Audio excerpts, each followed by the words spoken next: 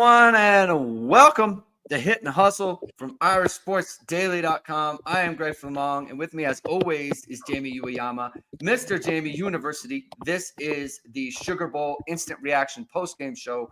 Notre Dame 23, Georgia 10. Jamie, I think we had this game pegged pretty good, and we're going to talk about that. Biggest win since their last biggest win against Indiana. But this one comes without caveat. This is against the SEC champions. This is against the Georgia Bulldogs. We're recently a dynasty, and Notre Dame takes them down in the Sugar Bowl on January 2nd. And I should start off by saying that it is with humility that we discuss this game and discuss, a college football sport. Right. There was a tragedy yesterday, and a tragedy not just for, New Orleans, but for America. Right. Anytime there's an attack like that on our nation, that comes with a lot of weight to it. And so, obviously, prayers to everyone who's affected, prayers to the New Orleans area, prayers to all of those people. It's one of those things where it's like, you go into a game and you feel like, okay, like you want the game to happen, but also like you're hit with the weight of the situation. So again, it is with, humility and a heavy heart that we talk about a football game. Right. And so that's why everyone's here, and we're going to do that, but we don't want to lose sight of the tragedy that unfolded in New Orleans. And they obviously went to great pains to get this game off and everything. So, but we're going to talk about the game. We're going to talk about everything there. I appreciate everyone for tuning in today. If you like what you hear, please hit the like button. Please hit subscribe. Please hit the notification bell soon, whatever it is. We're going to go live. Links to the podcast are in the description below. I've got to check in with Ge Wang on the ESQ. Is he going to keep the ESQ promotion going? He's been doing that. I would say like he has to. I would say go to esqclothing.com and use code ISD and see what pops up. I still feel like he's going to keep it going. Will he keep it to 23% this time for 23 Notre Dame points? We'll have to check that out. But head over to ESQ Clothing. They present this show. They always present our show. Bamboo dress shirts, custom the suit that Marcus Freeman was wearing for the press conference with Kirby Smart, looking sharp, looking good. You can look good as well.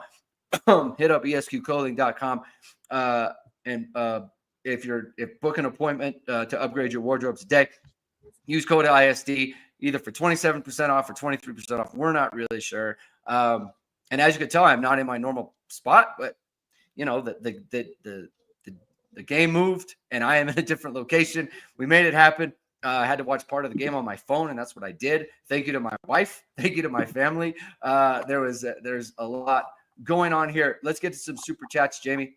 CFB Hertz with a super chat. The Irish team is different. Bring on the Buckeyes. The Buckeyes are going to have to wait because Notre Dame is playing Penn State. Yeah, let's not get ahead of ourselves. Penn State's a good team. We don't need to get ahead of ourselves. Penn State is a good football team, and it's going to be a big game. Ryan in the ATL, thank you for the super chat. I was so unbelievably impressed with Freeman stealing back that first down near the end of the game. We're going to talk about that. Can't believe Georgia fell for it. It seemed pretty clear that's what they were doing. So that's a good job by him. Matthew Sievers, thank you for the super chat. ISD handle. Brooklyn to Chicago. Thanks, Greg and Jamie. So glad I get to enjoy your game content all year. Let's have a hit and hustle every day this week. So because of where I am, and my family is like out letting me do this. I am not going to have a morning after recap tomorrow, but next week, Monday, Tuesday, Wednesday, there will be a live show for you to take in. So just kind of keep that in mind. Keep that in mind for next week. Jamie, I've talked too long about things that aren't this football game. Talk about the moment that this is for the Notre Dame football program. It's huge. It's a huge moment for their program. Huge moment for Marcus Freeman. Talk to me about, everything that goes along with that. It's just absolutely massive. Like, I think, anyone who's followed the program for as long as, basically since the Holtz era, knows that Notre Dame's reputation, they don't win these games. They don't. That has been the reputation. Even when they have won games like this, they don't get the credit for it. Somehow, it doesn't seem to matter. But this one was one of those things. You're playing the SEC champ. You're playing a team that, on paper, especially given all the injuries with that Notre Dame has had, on paper, I don't care that they are missing their quarterback. Gunnar Stockton played well for them. He did. He did. He played above expectations for them in this game in a lot of ways, but he was also inexperienced, and that came up, and we'll come back to that later. But I think to win this game, to not just match Georgia physically, but I would say, outmatch them. Like Notre Dame was more physical overall in this game. And to do that with guys just like, how many key guys is Notre Dame going to miss before this is all said and done? And they just keep coming along, and to get it, they had to win the game the way that they did. That was the way that they were going to win the game. And they really dominated in that way too. Like this Notre Dame defense, wow, just a massive performance from them.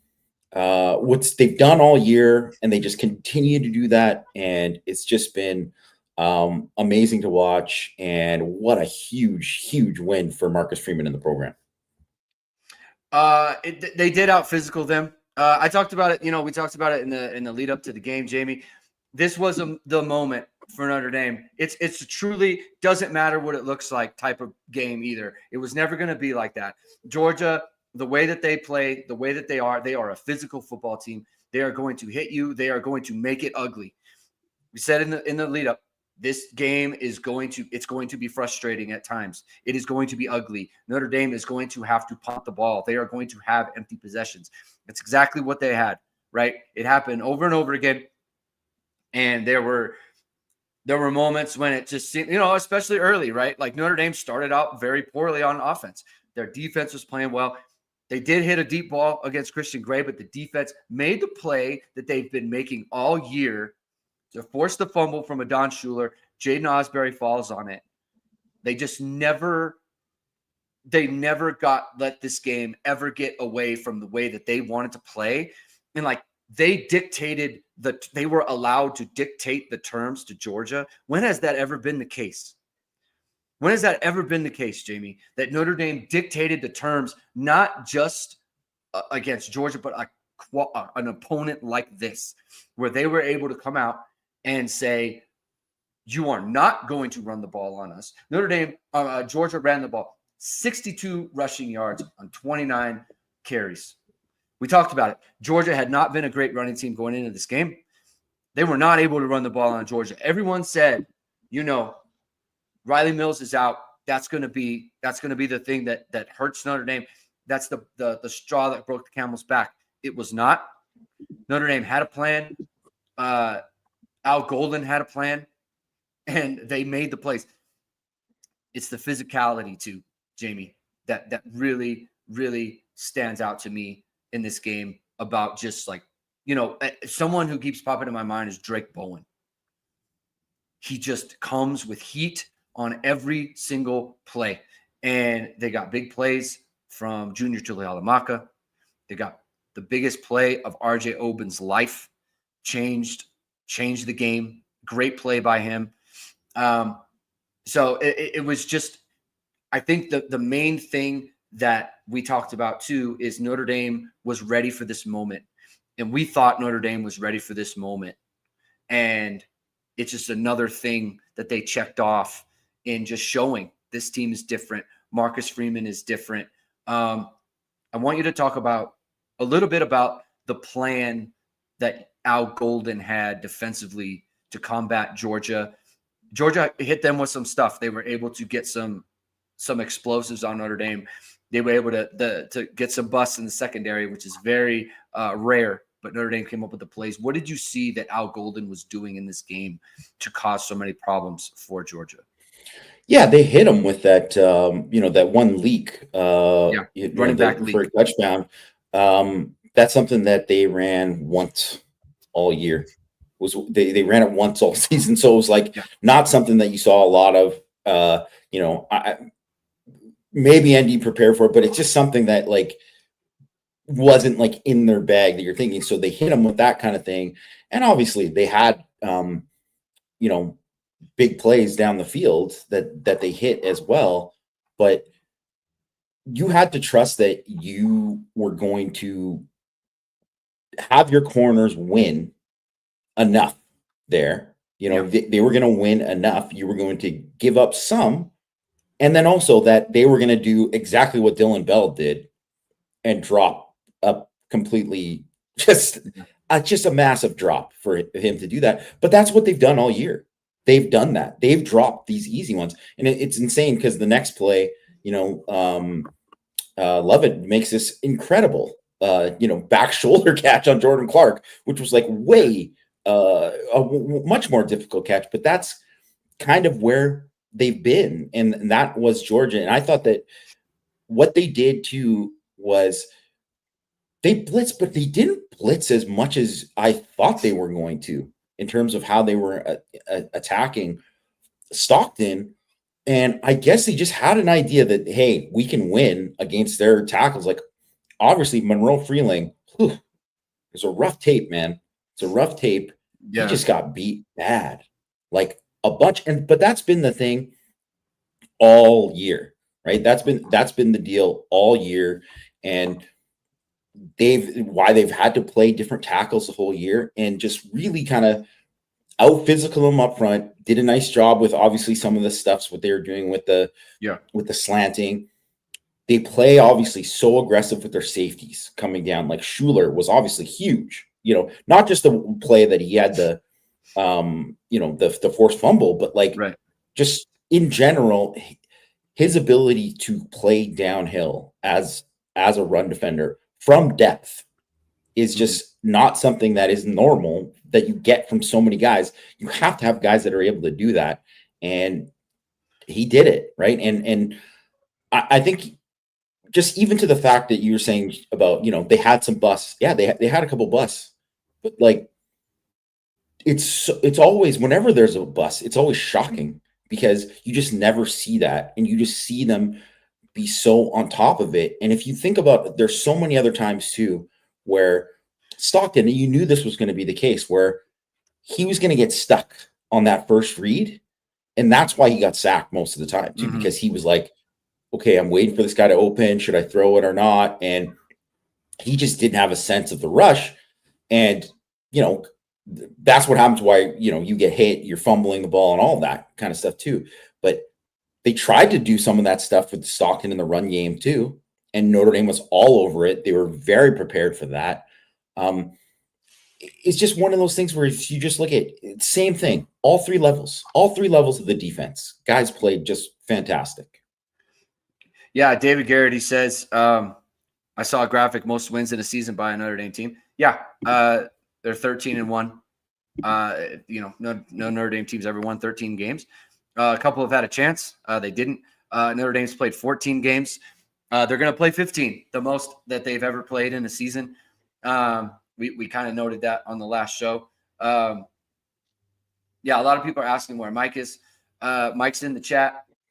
I'm going to just send him the link, Jamie. I didn't think. Usually he's got a party going on. He said he was good for us to do it. So. Oh, okay. All right. Terry Kelly, thank you for the super chat. How you fellas feel about the portal gets? Harrison Oben Jeter building for this. By the way, Mitch Jeter. Listen, he came up huge in a huge situation. I kind of had a feeling he would, to be honest. And you know what? You know how he feels good when they had him do kickoffs.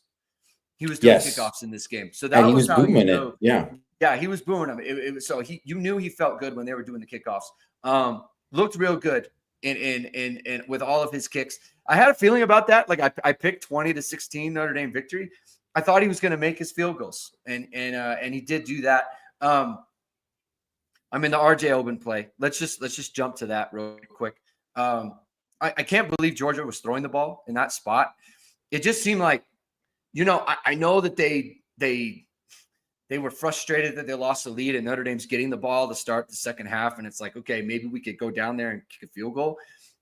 But against this defense and with that quarterback, it just seemed like you're asking way too much. Obviously, RJ Oben comes around, forces the fumble, and Junior Giuliamaka falls on it. Were you surprised that Georgia tried to move the ball throwing in that situation, Jamie? I was shocked. Well, I thought if they were going to do it, that they would throw something like come up with a screen right away and just try to get a screen, try to get something, try to get some yak. And then if they get a first down, then, then you keep going. You get on the ball and you try to do something else, right? Because they have a good field goal kicker. They have a guy, he's made a bunch from over 50 this year. He might be the best field goal kicker in the country. So I thought that they would take a shot at trying to get that, but obviously they were looking to get a shot play, and Notre Dame wasn't going to play they were going to play too high in that situation. They weren't going to attack them and try to give them anything there, give them a freebie. So it was very stupid. And I mean, Smart admitted as much afterwards to do it. But and that's the other thing too, where in that situation, if it's Carson Beck, he's throwing a check down or he's running. That's what's happening there. And that's the thing, is that he didn't have that kind of awareness. And those kind of plays are that's how you lose the game in this situation. That's how you lose the game. And that's really that play flipped the whole game, because to go from 6-3 to 13-3 in 11 seconds, that just changed everything. That totally changed the game. And then obviously you get the kick return from Harrison right after to start the second half. But that's exactly why Jaden Harrison, I think people have been waiting for him to kind of break one this whole year. He was an All-American kick returner, and it was going to happen at some point. And obviously it did, because that wasn't one that was oh my gosh, this was perfectly blocked or whatever. Man, that was a heck of a run by him. Yeah. It was a huge, huge impressive run. I'm gonna have to go back and look at who, because when you have a play like that, there are obviously players that are holding their blocks that aren't giving up on the play, right? They're continuing to block while the returner is, kind of dancing around back there, switching fields, and things of that nature. A couple of people have asked about injuries. I'm monitoring the injury situation. I think the biggest one is Jeremiah Love. I am concerned about him, just because, not for any particular reason, but just because when you leave the game and you can't come back, that's not a good sign, obviously, right? And the fact is, they did lose a day to prep for this. So they have one less day than they normally would for him to recover from this. So that's something they're going to try to get him out there. If you couldn't cut or whatever, that's going to be something that's concerning going into this game. So defensively, just wanted to kind of go back to that real quick. Adon Schuler led the team with 8 tackles. Xavier Watts, second on the team with 7 tackles. Huge game from him. I mean, I thought the 2 safeties, again, and run support. And you were big on this, Jamie, about how Notre Dame is so good with their run fits in the secondary that it's the loss of Mills matters, but they are so just attuned to filling in that area and making those run blitzes happen. And so I just, credit to those guys that they came up in a big, big way in this game. By popular request, Jamie, the Godfather is here. Godfather has been added to the chat. But people, they weren't going to let you just added to the show. They weren't going to let you just be in the chat, Mike. Let's hear your thoughts. What were your thoughts in just your overall thoughts in this game, your reactions, things of that nature? I mean, to me, I just look at the thing and I'm dumbfounded. I'm I'm so excited about the future of this program. And when I think about the coaching that goes on, and I mean, I don't care what anybody says, Notre Dame absolutely outcoached Georgia in this game. They really did. And in all three facets of the game. And guys, when was the last time we could say that? You know what I mean? Where they played in one of these big games and Notre Dame and it just absolutely dominated these coaches. And to me, I just don't think you can get over the top. I'm sorry, I'm going to turn my TV off because I keep getting all these flashes here. But I just don't think you can get over the top unless you have a great coaching staff. And Notre Dame has that. And it's been so much fun to watch. I love the way Marcus Freeman coaches. I love how he's aggressive. I think he's really developing into one of the very best coaches in college football. Head coach. And not just like when it comes down to motivation, when it comes down to preparation, when it comes down to playing consistently, when it comes down to making great decisions. I can't be more excited about what I've seen from this coaching staff. And then you flip it to the player side, and man, I've just never seen a Notre Dame team that was this gritty. One that just like, I don't care what happens, no matter what happens. Drive where they forced that fumble on that first drive. I mean, I'm sitting there. We were all feeling it. We were all like, this is not going to end well. This is not going well. And then they make a big play and they feed off that momentum. And, it's a damn shame that they're not healthy, because if they were healthy, I really think that they could beat anybody. They still may. You can't count this team out. But boy, if they were healthy, I'm telling you, I would not want to play Notre Dame. And as Yaman and I talked about at the beginning of this week in Power Hour, the thing that Notre Dame does not do is beat themselves. And despite the ridiculous penalties, and by the way, I'm going to punch the freaking line judge and his stupid short spots. I'm going to punch that guy. It was all night long. It was a half yard every night long, all night long. It was ridiculous. Yeah, I had a bad moment. I had a real bad moment at the PI on Kaiser. I had a bad moment. I'm in this is a family hotel that we're in, and I went a little. That's the only time that I was like, okay, because that's every game with Georgia. It's Georgia every time they get these calls. Just ridiculous. Yeah, I mean, they got hosed over and over and over on that, and it just is what it is. But the thing about it, like I said, it just doesn't matter with this team. They're like, you know what? Whatever the circumstances are, we're going to do what we have to do to win the game. And they did a fantastic job in this game. Man, it's so much fun. I don't remember a team that I've liked more than this team in all the years that I've covered it. I really can't think of any team that I enjoy watching more than this one. And it's because they're not going to embarrass you. They're never going to go out and get embarrassed. That they're going to play discipline. They're not going to beat themselves. And when it comes down to it, turnovers, they just protect the football. They play smart football. They're well coached. They're well disciplined. And man, just a great win. And I have a question for both of you. I have a question for both you guys. And I'll start with Mike on this. When Notre Dame started the game, I think offensively they started pretty poorly. Georgia's, driving the ball a little bit. It seemed at that point, I was thinking to myself, man, it seems like Georgia's the more likely team to be able to move the ball in this situation. I'm curious, but I also thought to myself, I think this team has got it. I think they're okay, and I think they're going to be all right. I'm just curious if you guys had kind of the same thought, because that's how I felt. And like other times, it was like I was just like, they don't have it.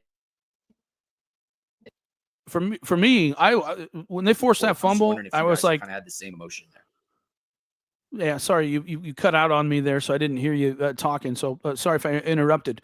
For me, when they forced that fumble, I said, okay, this is going to be the thing that they need to kind of get going. And sure enough, they got things going after that, and the defense kind of settled down and started playing better. I mean, look, we knew that Georgia wanted to run the ball. We knew that, right? And, we have to give their quarterback a lot of credit. I mean, he played well when given time. That guy's going to be a good player. He played well when given time. But Notre Dame absolutely shut them down in the running game. And if you can do that, they have a chance to win. And so as soon as they kind of made that play, and I said, okay, defense has got it figured out here. They're going to start playing like we know that they can play. And then I felt really confident after that what I felt was they weren't going to do something stupid, and they were going to have a chance to win the game at the end of the game. And it could have been worse. You know what I mean? They could have beat this team by a lot more had they just been a little bit more consistent. Again, that 2nd and 4 call where they take that shot downfield and they're at the 30-yard line. Just run the ball there. I just don't understand it. I also don't understand why they don't run the ball outside. I just don't get it. And, it seemed like they started making a lot of plays outside when they started running it out there. But those are really the only things that I had to nitpick about in the entire game. The thing that stands out the most to me is when you look at their offensive line play, they were just getting kind of manhandled at the beginning of the game. There was just no doubt about it. They were just getting manhandled up front.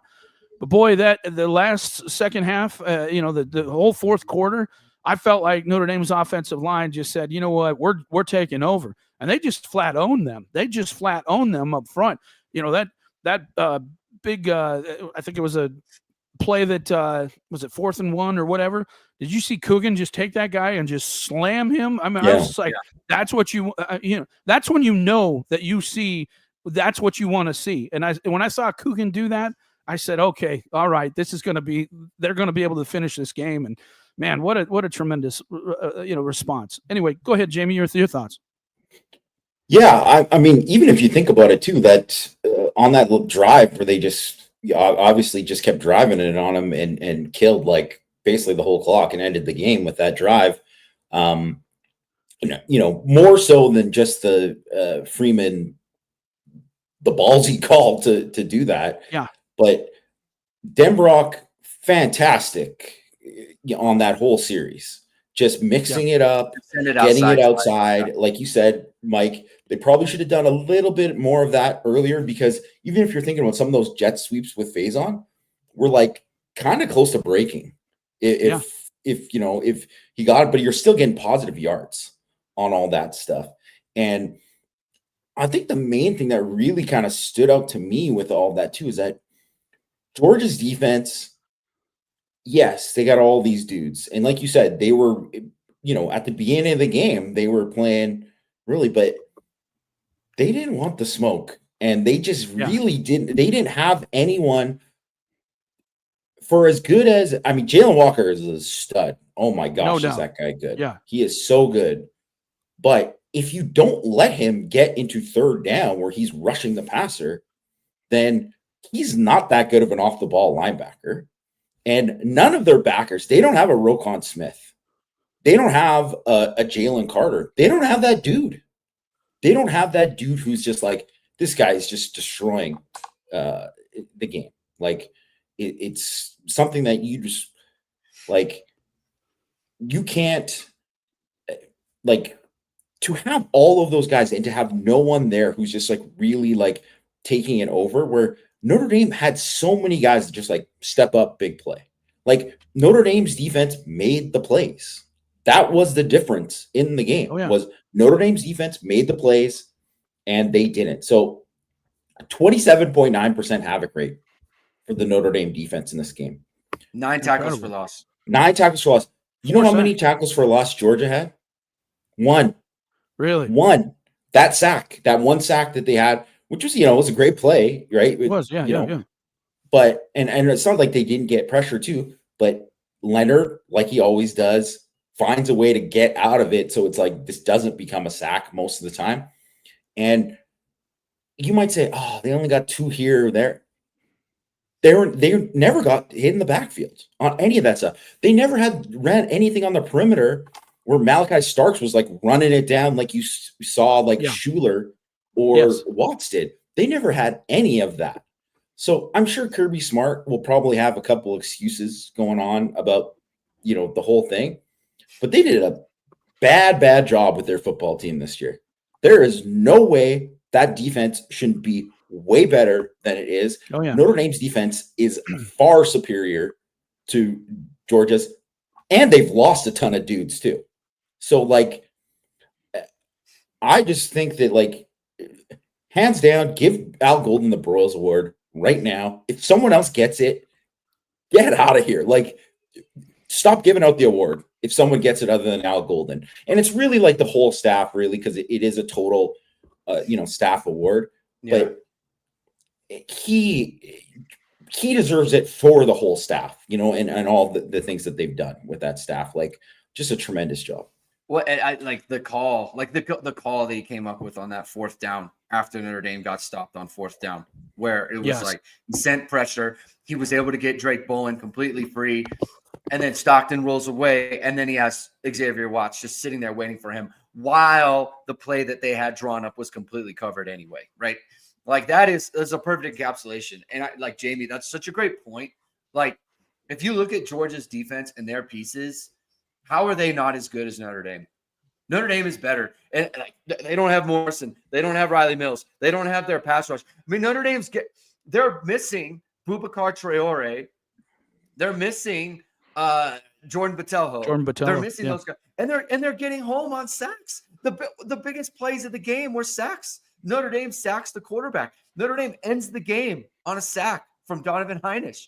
That type of thing. I don't know, people we continue to talk about, this you can't, this is it. They can't lose anyone else. If you lose anyone else, this is the one.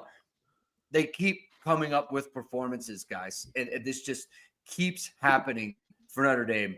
And so that's just to me, this is what it gave me so much confidence in this team specifically, because they just continue to find the plays that they need. They continue to find the performances that they need. I mean, Jack Kaiser, he's playing the best ball of his career in this game, or in this season. The phantom PI call that they called on him, which was a total disgrace.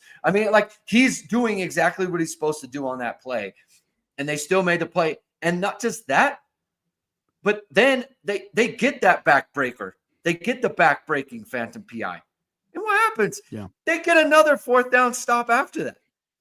Just the resilience of this defense is just just amazing to me. And I do want to transition to offense real quick, Jamie, because I'm curious. I know how Mike feels about some of the game plan stuff and some of the calls. I know how I feel about it, right? And look, I understand it's Denbrock had a very, very difficult ask today, right? Sure. Oh, he did. Yeah. A very, very difficult ask, right? And he was the one who we were all going to get mad at. The call right after the quick change call after they get the turnover to hit RPO, Collins. To hit RPO, hit the RPO on that was obvious. It's a game changer, like you said, Jamie. Totally, These are games that shifted the game. But I'm curious to hear, Jamie, what did you think of Denbrock? And just, I'm not trying to bang him or anything. I'm just curious about what you thought during the game. I hate to disagree with Mike on this, but I thought he called a pretty good game. Considering, I think he did. No, I do. Right? Don't get me wrong. I do think he did call a good game. My thoughts were, look, run the ball outside. Everybody knows you're gonna. That's all they do is run the ball inside. It's always inside zone. They very rarely pitch the ball outside. They very, very rarely run outside zone. And if I know that, the defense knows that, and that's where it just gets to the point where it's man, you've got some dudes.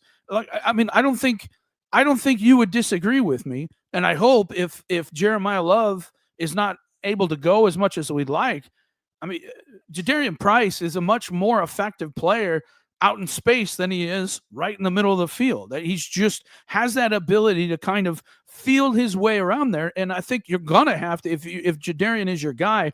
I don't think hammering him up inside against Penn State's the best thing to do. So don't get me wrong. I think, first of all, Mike Denbrock had a really difficult job, especially the first half, because the offensive line was just getting destroyed up there. They were just not doing what they were hoping to do. I shouldn't say destroyed. They didn't give up a lot of negative plays. Yeah, they just weren't winning the line of scrimmage. And if you're in third down, and not only that, they're getting false starts and all kinds of things that were happening. So that's don't get me wrong, I was not down on Denbrock in like he called a terrible game. I just felt like the outside was there, and sure enough, as soon as he started using it on that last drive, they they marched the ball right down the field. So anyway, go ahead, Jamie. I'm sorry. Yeah, no, I think they could have done a little bit more of that with like some of the outside run stuff, but I also think like you're always worried about like those are the plays you're worried about. They become all of a sudden, if you get like your receiver doesn't get it, doesn't make his block, all of a sudden it's 2nd and 13. And then you're like, it's over from there. I think because early on the game, you could say, oh, wow, the first 2 possessions weren't great, obviously. But 8 plays in, and I mean, immediately I'm thinking, like, this is the time for Riley Leonard to run the football. And boom, that's what he did, right? And then he shifted the game into that, and that became, like, the biggest part of the game. And that's something that every weakness that Georgia showed during the year, and it was going to be a question. It's like, well, can Notre Dame kind of expose this? And the only thing they really didn't expose was their corners, really. And that's something that Notre Dame hasn't been able to kind of expose against anybody. That's just where they're at receiver. In saying that, quarterback run game. That was basically the game, was the quarterback run game, having that success. That's what Georgia's given up all year. That's what they've given up all year. Their offensive tackles can't pass pro. Just it's been a problem. Monroe Freeling or whoever they put, Ernest Green at the left tackle spot. Doesn't matter who they put, but when they put in Freeling, I mean, he was exposed. But it was like, well, can Junior Tuihalamaka do? Can RJ open it? They did it, right? Like, all of that stuff, right? Like every single thing that you thought, like, oh, Gunnar Stockton, is he going to, how's he going to handle it? I think he handled it pretty well, but some of those sacks are like on him and him not like navigating the pocket and whatever. I guarantee not all those are sacks against Beck. Like some of those are he's stepping up, whatever. So, but kind of like back to the Denbrock thing, I just thought that there were so many things where he had to worry all the time about, like, man, we just have to get, especially after the first couple of drives, because you get in 3rd and long and it's just over.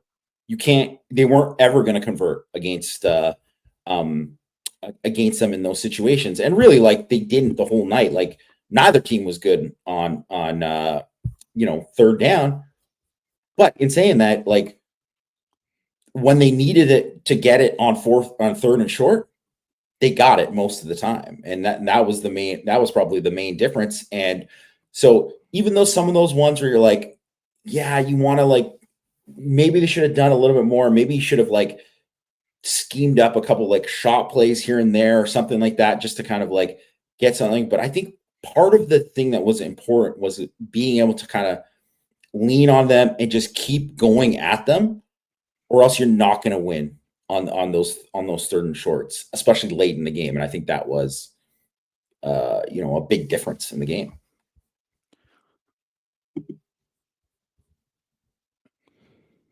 Greg, I think you're on mute, buddy. I am muted. I'm muted. I think it's a tough ask. I think it's a tough ask for him, because once you get up 20-3, it's like you see how well your defense is playing. And by the way, like, he knows how good his defense is anyway. Sure. Like, you don't want to do the thing that Georgia did, where it's like you give them the ball at the goal line, or like you cause a touchdown to be scored. It's like, make them score on your defense. Like, that was another thing where it was like, you have to make them drive the field on you, because it's just going to be difficult, right? And they had a couple of moments there when they, had drives. But again, because, they scored a touchdown on the one where they hit the explosives. When you take away the explosives and you have to drive on Notre Dame, it just makes it very, very difficult. And that was something that I think Mike Denbrock had in the back of his mind as well. It's like, I don't need to do something that is going to put the ball at risk and is going to put my team, or put the defense in a situation where it's like, we're giving them points, right? And like, he didn't do that. And so, he saw the situation, and he called the game, I think, to the situation. Like, there were some things I didn't like. Like, there were a couple of times when I was like, he was throwing the ball, and I thought, why don't you just run Leonard here? Like, I wanted them to lean on Leonard a lot more, because I felt like, man, this is exactly his type of game. And obviously he came through at the end. They kind of iced the game at the end, and they did a great job with that. But so I thought that was huge from him. I thought the game that Riley Leonard played, it's funny, like, he's 15 of 24 passing for 90 yards, right? Doing very little with the passing game. I thought the way that he played this game was like, do I want to say this? Like, I thought it was like championship level football, and just the way that he managed it, right? There were a couple times when, I thought the way that he managed it was like championship level football in the game. And I just kind of want to get your guys' thoughts on the game that Riley Leonard put out there, because to me, this is very much like, I don't care what the stats say. He played like a championship level player. Just want to get your thoughts on that. Start with you, Mike. Clutch, when he needed to make a play throwing the football, he did. Numbers don't matter, score matters. And, just even that throw to Mitch Evans, that was a big throw. It was a big throw. They were sending the house. He had to step up and make a big throw there, and made a nice throw. There were a number of really nice throws that he made that had to happen, and when it did, and we go back to the Bell Collins touchdown pass, and that needed to be just where it was. And so I agree. I think that the way that they used him was fantastic. I also think, like you were saying, as far as, Riley Leonard goes in the running game, they probably could have got more stuff had they done that. But I think if I'm Denbrock, I'm looking at the situation saying, do I need that? Because if I put my quarterback at risk running him and he gets hurt, then he's not going to be any good to me, right? Not just in this game, but any other game. Now, I think if they were, the game was much tighter, you probably would have saw much more runs with him and everything. But I just think he just managed the game perfectly. And I think he's done that really pretty much all 12 of these wins. He's done a really good job of just playing within himself and not making bonehead plays, minus maybe an interception here or there. Which was the one where the receiver broke off and was running more of an out, and he thought he was still running downfield. It looked like a wounded duck interception, but it was, like it was a bad throw, but he felt like the receiver was going to break off. I don't even remember which game that was. USC. That was kind of, is that what it was? Yeah. Okay. Yeah. So anyway, I just think that he's done a really good job. And I think that both Gino and Mike Denbrock have done a good job of coaching him and saying, look, you don't need to be a hero until we need you to be a hero. So, when we need you to be a hero, you're going to have to step up and do that.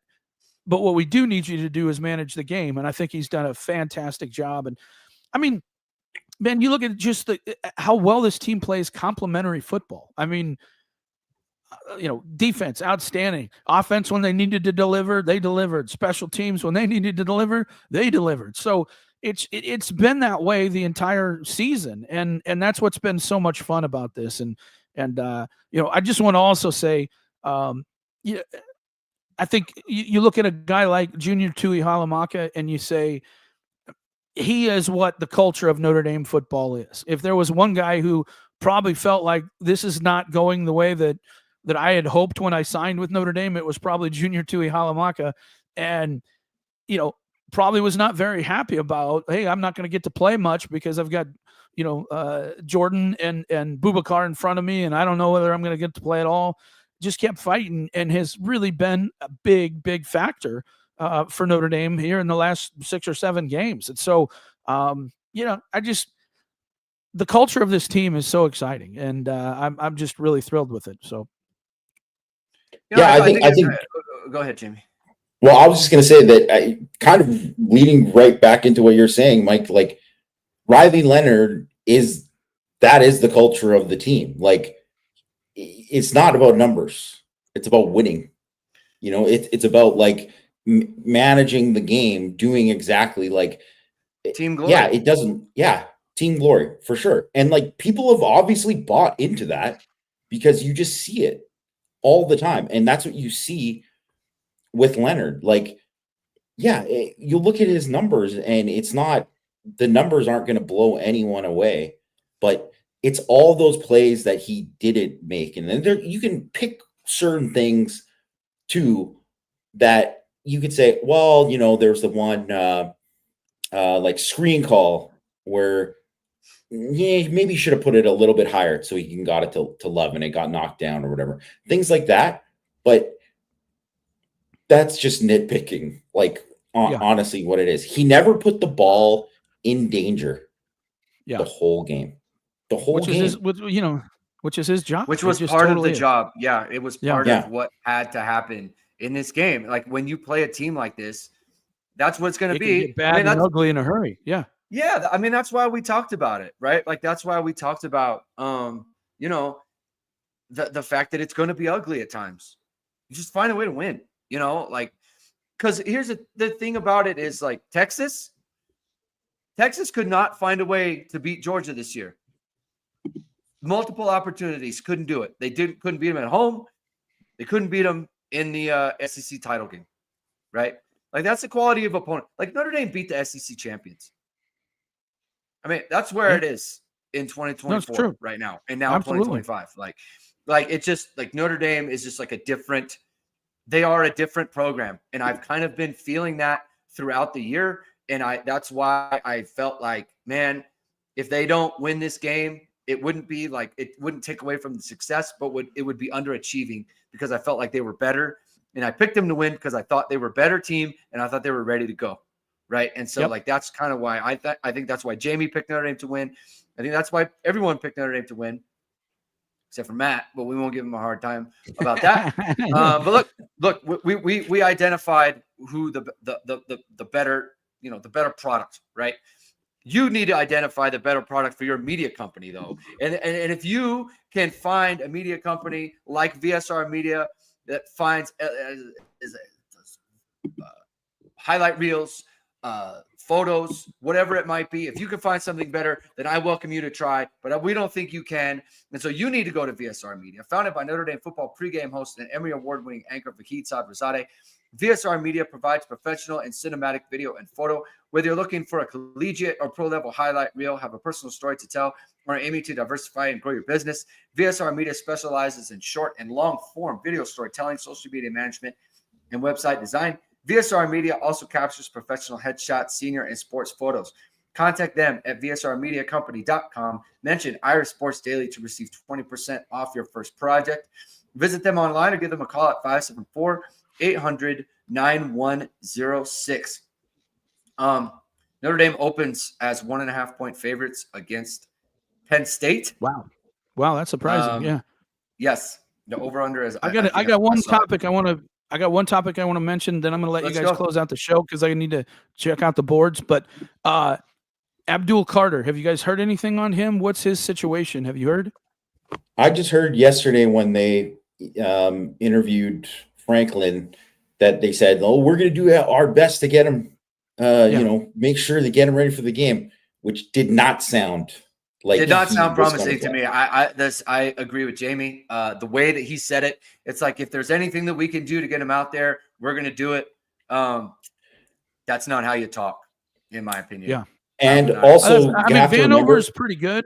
Vanover's pretty good. They still got much like Notre Dame, that they have dudes over there. Yeah.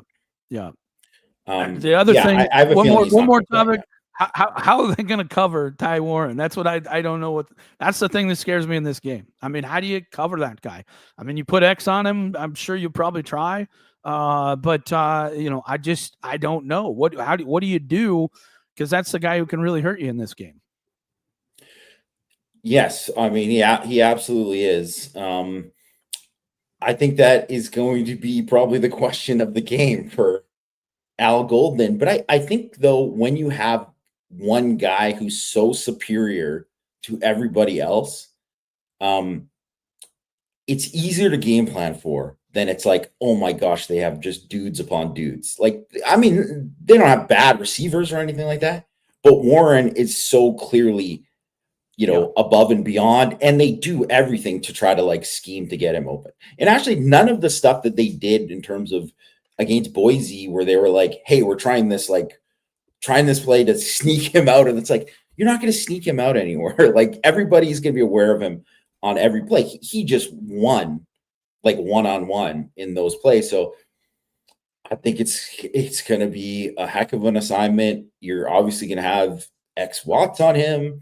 You're going to have Schuler's going to get someone. I think I was thinking Jalen Sneed is probably going to get some, one-on-one time with him as well. But I think what they're going to do is absolutely. I think they're going to, I think they're going to do a lot to,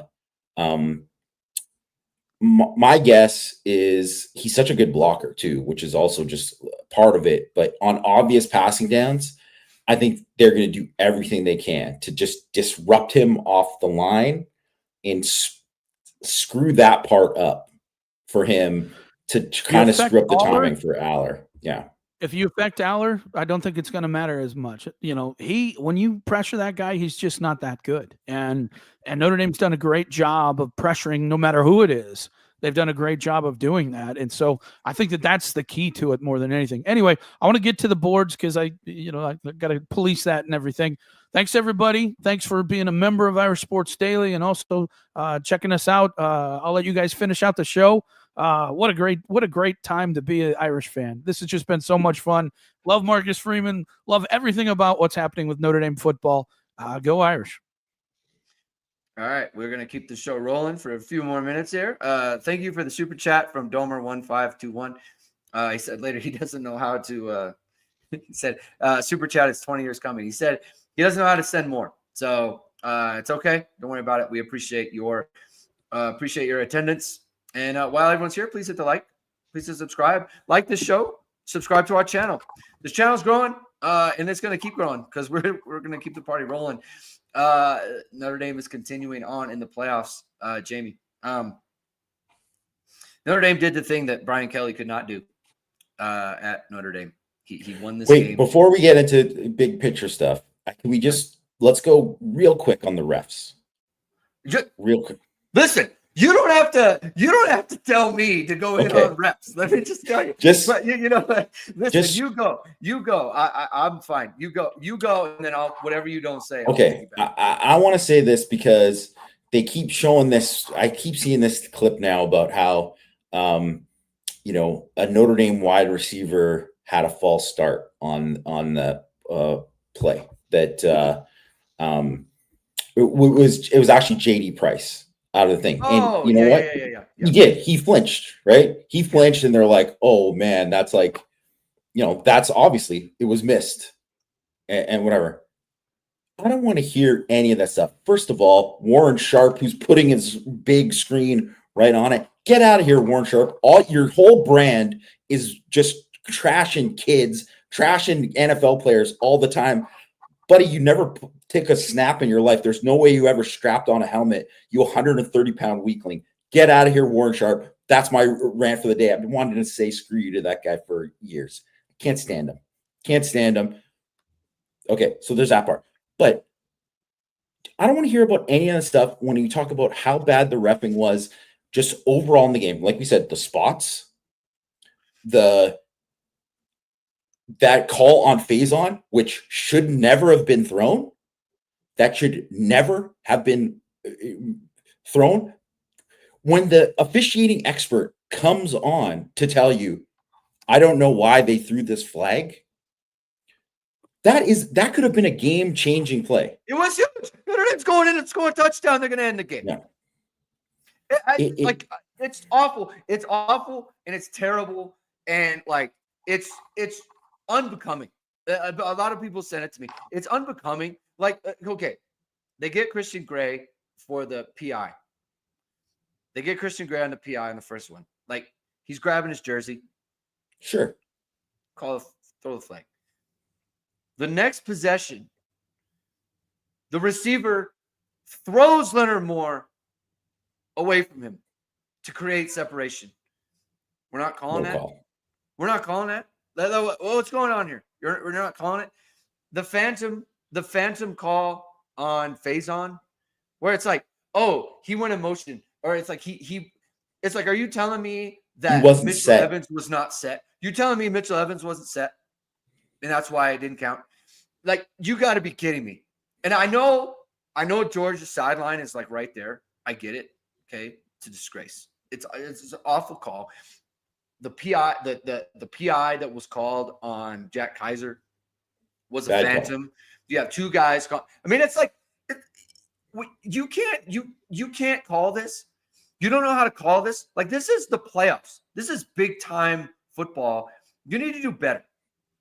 You need to do better than that. I'm not going to stand for it. Like, it's awful. Oh God. I mean, I told you, I screamed. I was just like this, because nothing drives me crazier than refs. And yes, it is like, what's it called? Bad memories from when I played, right? It's like, that's fine. Like, that's how I am. Refs drive me insane. But like Notre Dame, they made it so it didn't matter, right? And that's what you do, right? The best. That was what Georgia Tech couldn't do. That was what Texas couldn't do. You got to make it so that it doesn't matter, and it didn't matter at all. And Notre Dame was the better team in this game. I saw from the Notre Dame stats account, football stats, those guys. I saw Notre Dame had a better success rate in this game, better EPA per play this game. Like, don't let the numbers fool you. Like, Notre Dame was the better football team in this game. They outplayed Georgia for most of the game, and they did the things that they had to do to win. And to bring it back to, I think, what Marcus Freeman has done. I've said it a bunch, and I'm gonna keep saying it. He didn't have to be good like this. Just because Brian Kelly gave him a good program, they didn't have to be good in this way. They didn't have to be the type of team that plays Georgia and makes all the plays that they got to make to win. It didn't have to be like that. There was no if it was preordained or whatever, then Brian Kelly would have done it. Like Brian Kelly would have, and he didn't, over and over again. And Marcus Freeman did do the thing. He has continually had his team ready to compete against the best players and the best teams. I don't think it's like, I don't think it's safe to, or I don't think it's like very controversial to say Georgia was more talented than Notre Dame, right? No, not at all. I mean, Notre Dame's got great players, but like Georgia's got great players. Georgia has 3 guys who are projected first-round picks in their defense. Yeah. And Notre Dame's got first-round picks who can't play in the game because they're hurt. Like, that's kind of the difference there. And so I just cannot be more impressed with Marcus Freeman and what he's been able to do with his team. And like you said, the culture that he's built. And I think that, I keep thinking, like, I against Penn State, right? Like, I think Penn State's a good football team, and that game is going to be tough. And I think they're going to make it very, very difficult. Tyler Warren is a problem, like a problem almost without a solution, right? Like, it's just, you got to try to outplay him. You just got to contain him, because it's just like, he's going to have a game. He's very good. Those running backs are very good. I think Drew Aller, he'll throw you the ball. He'll do some things, but he's a playmaker too, man. That guy's he's a good player. He's tough. People who think he's the same guy he is last year have not watched Penn State this year. They are. He's much better. They're very, very good. Penn State is very, very good. Notre Dame is very, very good. And they continue to do the things that you got to do. and they continue to do the things that championship level teams do. And that's just like, I just keep coming back to that. Domer 1521. Thank you again for the super chat. Can the D-line keep it up? How do they keep doing it? Can they keep it up? Do you think they can keep it up, Jamie? Real quick before I get your final thoughts here. I mean, I certainly think that Penn State's O-line is better than Georgia's O-line. So I want to add that's the truth. Yeah. But I mean, I think you can see that. I don't know if they're going to have the same kind of like, they don't have the same problems at left tackle. They do. I will say they do have a backup right tackle there who's played okay, but they haven't played teams that do the things that Notre Dame does in terms of their pressure looks and stuff too, because that's a huge part of it is the coaching. And that's another thing too. How is the D-line doing this? They're very well coached. Yeah. All the people who said that Al Washington wasn't a good coach.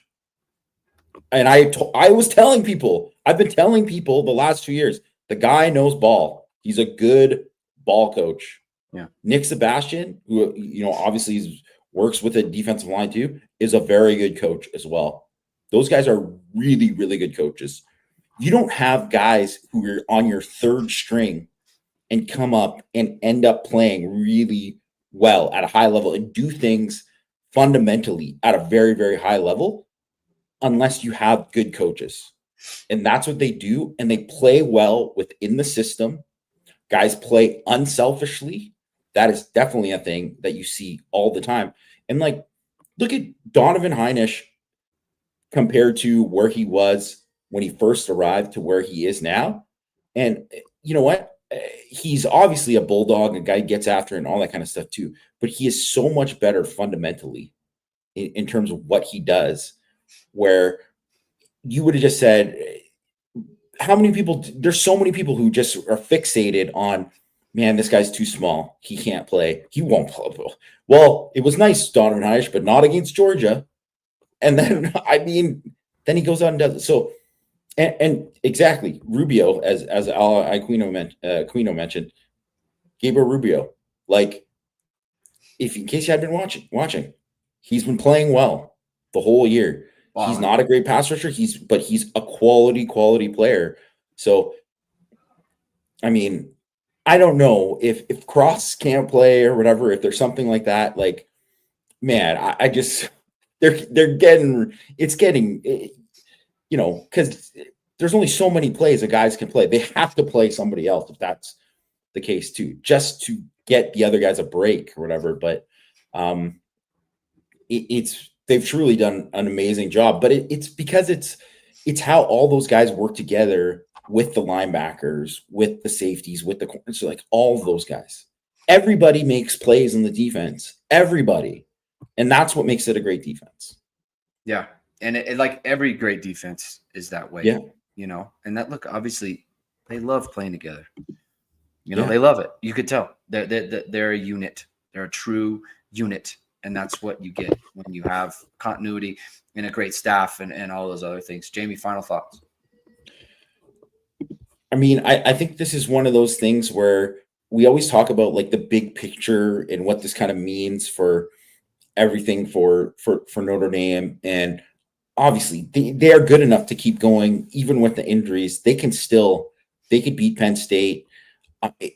Ohio State's a different beast. We'll get to it if they get to that or whatever. And obviously, who knows, right? Like UT's got some players too. If they play less sloppy, they should have blown out Arizona State, really. Like they kind of gave them a chance to get back in the game. But I think with where Notre Dame is at right now, it's just so obvious that part about, if not now, when? It's not going to be like, well, first of all, it's happening now. Second of all, it's going to keep happening because of what they have within the program. Look at how many young guys are playmakers on the team. Yeah. And I do think that they're going to get better at the skill positions as well. And they're going to be a better program. And in the offensive line is going to be back. Like they are going. And also too, when you beat Georgia in this kind of thing, it's a little easier to recruit against Georgia now. And I'm not to say that people still might not pick Georgia, but if it's you head to head with Georgia before, that's hard to win when they have done this. They've won these championships. And then when you beat them straight up in a big game like this, all of a sudden you can just point to that now where it's like, where Notre Dame couldn't point to that for 30 years when everyone talked about recruiting. He's like, they never could say, hey, we're better than them, or this is the side you want to be on because we're going here, right? They could say that, but it never came to fruition. It never happened. And now that it's happened, they can point to that and just say, like, hey, this is where we are. Get on the train because it's rolling. Notre Dame is heavy into Georgia recruiting. Heavy. And everyone wants to be, because that's where it is. So they did the thing that they haven't been able to do. Arrow pointing up. Next game, Notre Dame will be playing Thursday against Penn State in the Orange Bowl in Miami. So it's just the schedule for us. Again, Monday, Tuesday, Wednesday, we're going to have live shows throughout the time. Jamie's going to have a bunch of content going up on irishsportsdaily.com. I'm going to have play recaps and plays and all those other things on the website as well. So you're going to want to check us out there. Check us out on our YouTube channel. Matt's posting a ton of content. There's going to be so much stuff that comes up from Matt on that. And so he's going to do a great job there. And we'll be back next week for the semifinals. Notre Dame 23, Georgia 10. Thank you, everyone, for tuning in today. If you like what you heard, please hit the like, please hit subscribe, please hit the notification bell so whenever it is, we are going to go live. Have a great night. Enjoy your weekend. Enjoy everything. We'll talk to you soon. Keep hitting and hustling.